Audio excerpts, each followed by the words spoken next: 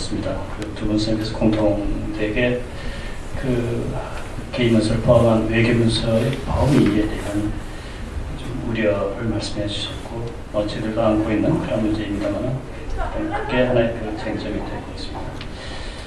또 한 가지는 이제 그것과 관련해서 국회 선생님께서 주체적인 관점에서 어떻게 그 문서를 정리 편찬하고 또 교감하느냐, 뭐 그런 문제를 지적을 해 주셨습니다.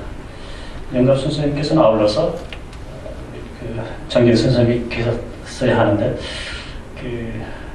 현실적인 고민을 그 상설 체제의 형태로서 이 사업이 진행돼야 하지 않겠느냐라고 하는 좋은 말씀을 주셨습니다. 혹시 저녁 자리를 같이 하시게 되면 그 자리에 아마 이사장님이 계실 것 같은데 다시 한번 반복을 해주셨으면 감사하겠습니다. 일단 그 세 분 발표자 선생님께서 대답하실 수 있는 부분이 또 있을 것 같고, 또 어떤 측면에서는 우리 김영국 편찬위원장님께서 대답을 해주시는 게 좋은 부분도 있는 것 같습니다만, 일단 그 발표자 선생님께서 짧게 답변이 가능한 영역 내에서 답을 해 주셨으면 합니다. 아무래도 최재 선생님께서 먼저 답을 주시는 게 좋을 것 같습니다.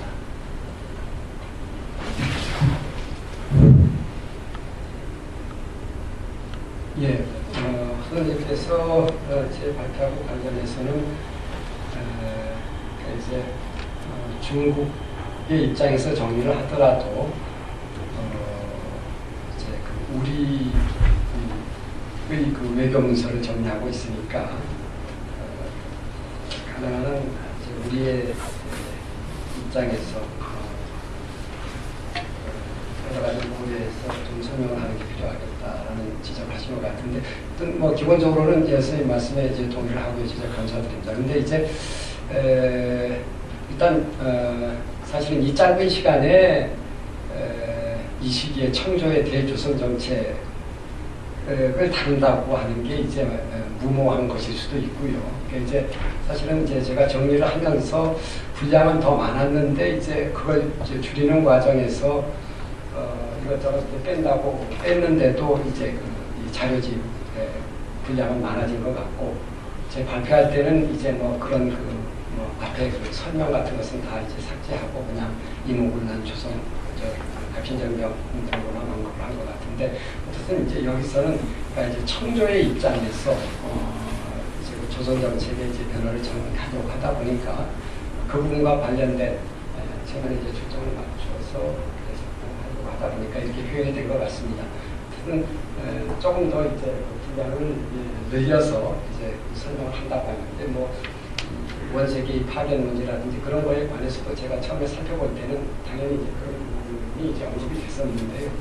하여튼 그 점에 대해서는 어쨌든 너무 그러니까 여러 가지 상황을 생각하지 않고 이 문제를 다루겠다고 했던 것이 좀 무모했다는 점 좀 말씀을 드립니다. 그럼에도 불구하고 이제 이런 작업을 할 때 중국의 입장에서의 청조 정책이 어떻게 이제 진행되는가 하는 것을 한번 정리하는 게 필요하겠다. 그리고 그 과정에서 이제 좀 생각해본 문제, 그러니까 왜 청조 측에서는 조선의 반응 같은 것에 이제 신경을 쓰려고 하는 사람이 없지 않았음에도 불구하고 결국에는 이제 자충수를 방향으로 이제 정책을 펴나가게 됐는가 하는 것에 대해서도 조금 더 생각해볼 필요가 있지 않나 해갖고 이걸 정리해보고자 했던 것입니다. 좀 부족한 점이 많았던 건 죄송하게 생각합니다. 네, 이 교수님, 김 교수님. 혹시, 네. 저는 뭐 특별한 특별히 말씀드릴 것 대체로 이제 저도 사실은 올 초부터 본격적으로 참여를 했습니다. 그래서 이제 이 토론자 분들께서 이제 지지하시는 걸 좀 연관시켜서 말씀드리면은 이 문서가 이제 정말 그것이 원문서를 제대로 탈초를 하고 번역을 했는가 하는 그런 문제를 우리가 작년 문서를 올해 교정을 하면서 이제 수없이 느꼈던 그런 문제입니다. 그래서 이것은 비단 우리 문서뿐만 아니라 조선 문서뿐만 아니라 일본 문서도 마찬가지입니다. 그래서 그런 부분들에 대해서는 이제 정말 좀 더 이양자하는 작업이기 때문에 좀 더 주의를 기울여야 되겠다는 그런 이제 말씀을 드리고 싶고요. 그다음에 이제 그 자료의 어떤 그 외교문서의 자료의 어떤 그 범위와 한계를 어떻게 설정해야 할 것인가. 사실 이걸 제대로 하려고 하면 이것저것 하려고 하면은 수호조약 체결된 이후부터는 정말 몇백 년, 거의 몇백 년도 다 못할 정도의 양이 많습니다. 예를 들어서 실제로 지금 일본 동경대 사회편찬소 같은 경우에는 막말 외국관계 문서집을 편찬하고 있는데 1년에 한 번씩 편찬합니다. 거기 이제 일본하고 당신의 막부하고 외교관계를 맺었던 이 각 나라의 문서들을 다 유치하고 합니다. 그렇게 되니까 이 두꺼운 한 권에 딱 한두 달치밖에 못 들어갑니다. 그러니까 1년 다루는데 보통 대여섯 권 돼야 된다는 얘기죠. 그걸 이제 십몇 년씩 이렇게 다룬다고 하면 물량이 엄청나게 되죠, 그 전부터. 그래서 그렇죠. 우리는 이것은 이제 일본 같은 경우에는 일단 이제 일본 외교 문서가 나와 있기 때문에 좀 시급성이 들어가기 때문에 좀 천천히 해도 된다. 저는 이제 그렇게 받아들이고 싶습니다. 그러나 우리나라 같은 경우에는 일단 1910년대까지가 정리가 안 됐기 때문에 일단은 이제 토픽 중심으로라도 주요 사건 중심으로라도 이렇게 정리하는 것들이 물론 이제 기관의 문서를 화합적인 검토를 하고 그다음에 이제 중요한 문서를 찾아내는 그런 것을 이제 병행해서라도 이제 그런 사회선별을 철저하게 해야 되겠죠. 그런 것들이 필요하다는 생각을 말씀드리고 싶습니다.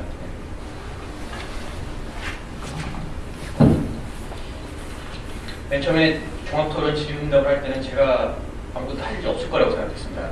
사실은 실질적인 내용이 있는 얘기를 그렇게 많이 하지 않았기 때문에 그냥 잘 넘어갈 줄 알았는데 의외로 제가 답변을 드려야 되는 부분이 좀 많은 것 같습니다.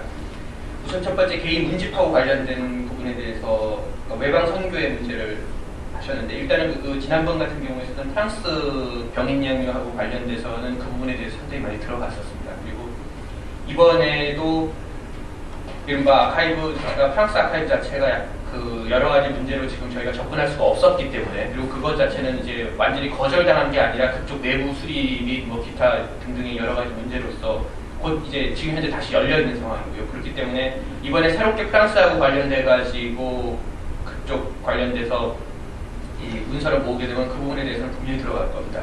그리고 이미 옛날에 그 신부님으로서 최석우 신부님이 만들어 하신 그 환불관계 자료집이라든지 그런 것을 통해서라도 우리가 상당 부분은 이제 알고 있는 상황이기 때문에 그것을 다시 모으고 그 다음에 기존 문서들을 다시 한번 검토를 하는 것은 그렇게 큰 문제는 아니라고 생각합니다.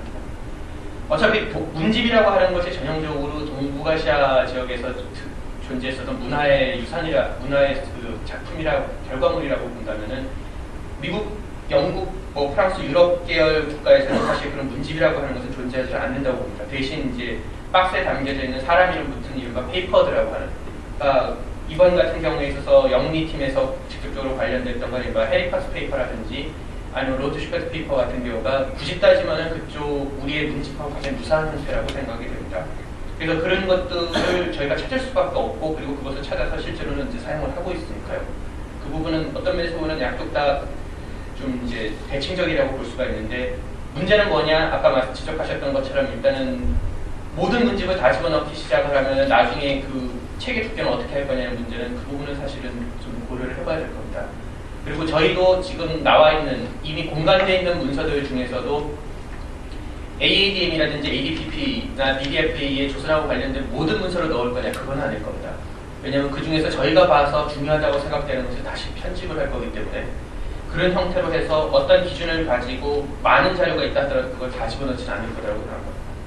그 다음에 그 값신정변하고 관련된 부분에 대해서 이제 잠깐 언급을 하셨는데요. 뭐 크게 이제 두 가지로 이제 디펜스 도망을 가자면 첫 번째 값신정변은 이제 내년에 해야 되는 거기 때문에 그다음 두 번째로 값신정변하고 관련돼 갖고 미국 측 기록을 분명히 찾을 수가 있습니다. 그리고 그 부분에 어떤 마이크로필름에 들어가 있는지도 분명히 알고 있습니다. 조선 측에서 보면은 미국 국무성에서 이제는 외교관들이 직접 오니까 그렇게 되면 그 왔다 갔다 했었던 서류들이 시작되는 게 1883년입니다. 그럼 그 이전에는 어떻게 되느냐? 외교관이 오지 않았기 때문에 기본적인 서류가 없습니다. 다만 김옥균이 가서 만난 것도 또 기본적으로는 동경에 있었던 도쿄에 있는 미국 공사관, 뭐 러시아 공사관, 영국 공사관이 있고 그렇기 때문에 그 부분에 대해서 찾으면 충분히 가능하다고 생각합니다. 뭐 불가능한 건 전혀 아니고요. 그다음에 일본에 대해서 이제 중재를 부탁했었는데 그런 부분, 슈펠트의 그런 노력들. 실제로 제가 여기 발표문에서